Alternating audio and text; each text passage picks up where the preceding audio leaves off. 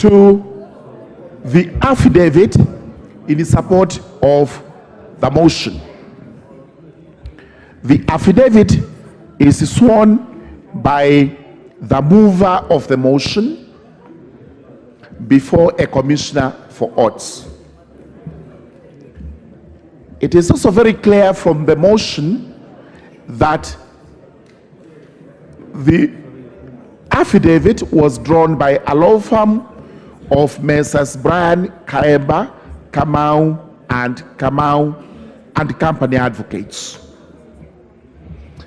It then becomes apparent on the face of the record that the affidavit was commissioned by the same advocate, Odruet.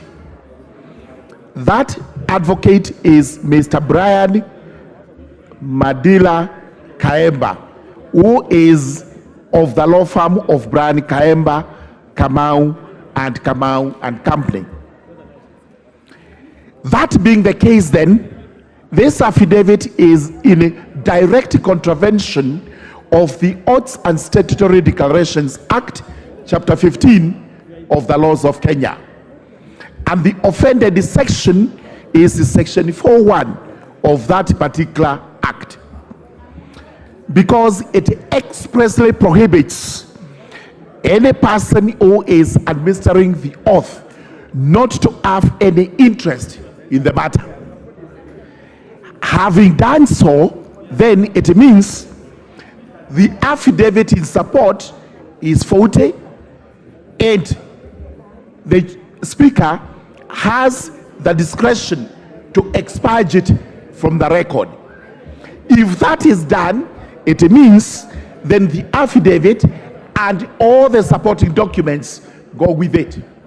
If that happens, then it means we have a motion that is not supported by any evidence.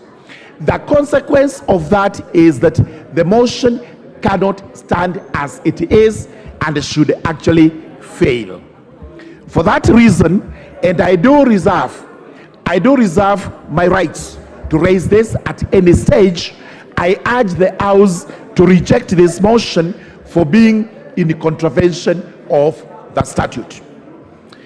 Number two, it is vitally important that as we debate, we also know that this House is not a guillotine. A guillotine, for those who do not know, was an instrument of execution during the French Revolution, which was in the 18th century. And the purpose of the guillotine was actually to chop off everybody's head when it was brought before that particular tribunal. We must go to what our Constitution says, which is exactly what we have before the House. What does a cabinet secretary do? Because the offenses we have here are all on the allegations of having approved. He made approvals for certain contracts. He made approvals for certain disbursements. He made approvals. The question we ask is this: under our Constitution and the law, who is the accounting officer? Can a cabinet secretary be held responsible for matters that are discharged by an accounting officer? Truly, a cabinet secretary is not an accounting officer. He is not responsible for approvals that have been enumerated here, and as such, we have actually brought the cabinet secretary before this House, where we are now being asked to actually guillotine him.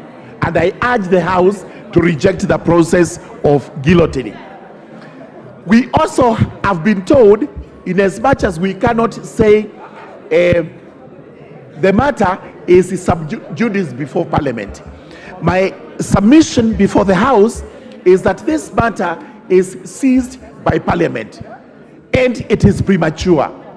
It is premature in that the matter was brought to the House, it was committed to Agriculture Committee, and the Agriculture Committee is still working on it. We are also informed that there are other government agencies that are investigating the matter. The net effect is that the results of these investigations may actually exonerate the cabinet secretary, and therefore, if this House proceeds with the motion as it is, we have the possibility, there is a likelihood of making a premature decision, and this is what we are terming as guillotining. So, honorable members, as we debate, we must also confine ourselves to the provisions of the Constitution, to the provisions of the law, so that we do not execute an unjust matter before the House. What would happen if... Yes, Otienda Mola, there's a point of order, Murugara. Thank you, Mr. Speaker. Mr. Speaker, I have labored to listen to my chairman make his submissions on this point. And he has made 2 points which essentially question your directions on this matter. He has made submissions on the admissibility of the affidavit. Now he's making submissions on the admissibility of the debate on account of the fact that it's before a committee which is junior to the House. Is it in order for my chairman, Honorable Murugara, to question your admission of this matter to debate? Thank you, Mr. Speaker.